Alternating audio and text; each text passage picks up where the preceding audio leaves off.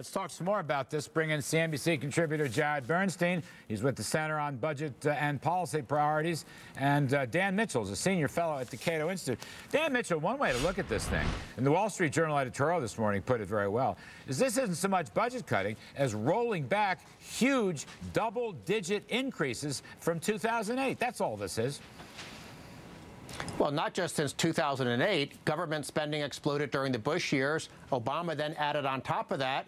And let's remember, all the sequester does is shave off a little bit of the built-in growth of government spending. Over the next 10 years, the budget, even with the sequester, will go from $3.5 trillion to $5.9 trillion. So we're still going to get $2.4 trillion more spending. We're just not going to get $2.5 trillion more spending. So I view the sequester as a very tiny step in the right direction. I mean, basically, Jared, you look at some of these figures. If you include the emergency money for Sandy, Hurricane Sandy, okay, that just means we've had a 30% increase since 2008.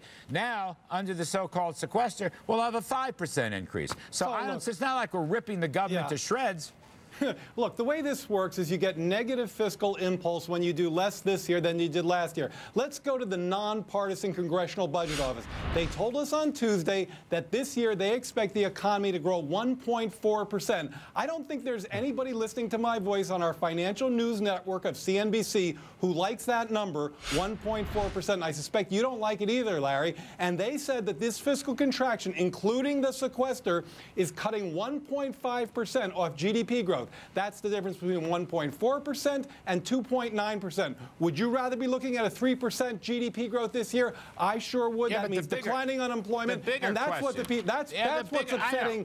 That's what's upsetting people. Yeah, I know. The bigger question is, Dan Mitchell, do you buy the Congressional Budget Office numbers? Do you buy, Dan, that more spending? That's a conventional forecast. That may be the conventional forecast, but it could also be wrong. Dan Mitchell, I want to go back to you and get your professional opinion. We spent our heads off for the stimulus package in 2009. This is still the worst economic recovery in the post-war period. So, Dan, why not try limited government? Or let me put it a different way. Slightly less spending, is that good or bad for the economy? The Congressional Budget Office is still wedded to the 1960s, 1950s style Keynesian model. They were completely wrong on Obama's stimulus. They were wrong on Bush's stimulus in 2008. More government spending simply diverts resources from the productive sector of the economy. It's not a recipe for growth. If it was, France would be a prosperous economy, and Hong Kong and Singapore would be in permanent recession. Well, we need smaller government and lower taxes, and Obama wants to go the other direction. That's a big mistake. Larry, for reasons that I think are probably pretty good with a lot of money riding on them, people listen a lot more closely to the economics of the CBO than the Cato Institute. So you guys might not like... That's a little unfair, Jared. That's a little unfair, Jared. Larry, this is every conventional forecast. You don't have to be a Keynesian. Every conventional... Look at Goldman Sachs. Look at macroeconomic advisors. They'll all tell you the same thing. When you have this kind of negative fiscal impulse, you hurt growth at a time like this. That's what this is about, not the ideology of government spending. Come on. That's a great discussion, but it's not what this is about in the near term. Goldman Sachs and the Congressional Budget Office both predicted substantial increases in real GDP after that 2009 stimulus package. Dan Mitchell, that's so odd about this. Yeah, the conventional wisdom can be wrong. And Dan, let me ask another silly question in the middle of this thing. Why is it that higher tax revenues will help the economy, but lower spending won't? If you look at President Obama's argument today, he's saying, let's replace the sequester with higher tax revenues. That's okay, but lower spending is not. I don't get that, Dan. I don't get that. I think that's illogical, Dan.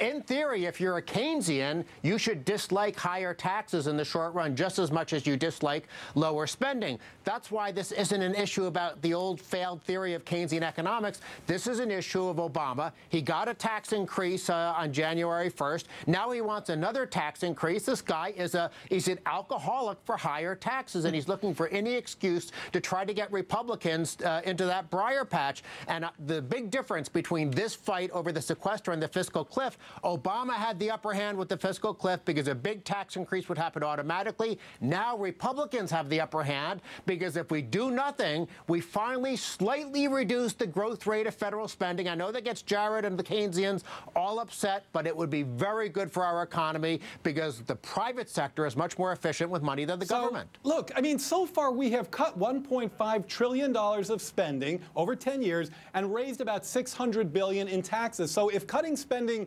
helped the economy, we ought to be doing better than we're doing right now. Now, I think you guys have a point about the tax increases. It matters less when you're talking about raising taxes on people who are not income or liquidity constrained, folks at the top of the scale. But I take your point. I don't think it makes sense, for example, to say, let's not do these cuts, let's do those cuts. And I'm not the only one who thinks that, by the way. There are a lot of Republicans. I may be Bob Costa, and you guys are talking to people who know what's happening. You may be right. But there are a lot of Republicans, including John McCain, who this very morning said this is going to cost 1 million jobs if we do the sequester. I happen to think that's a high estimate, but it's not just Democrats. With all respect to John McCain, his forecasting record may be worse than Cato's and CBO's and mine. But I just want to conclude with this point. During Bill Clinton's second term, working with a Republican Congress, spending was cut from 22% of GDP to 18% of GDP. Spending was cut a lot. Those are big numbers. And guess what? The economy boomed. Think about that. Sometimes if you leave capital in private hands, you get a better economy. I'm all for the government. Larry, let me just say, let me just say, I am all for the government getting out of the way, but it's a matter of a Hippocratic oath. Do no harm. I know. Well, that's what I'm trying to say. And that means make government smaller. Did you say make government smaller? Did you say hypocritical oath? Let me get this right. Hippocratic oath. I'm sorry. Jared Bernstein, thank you very much, as well as Dan Mitchell. Now.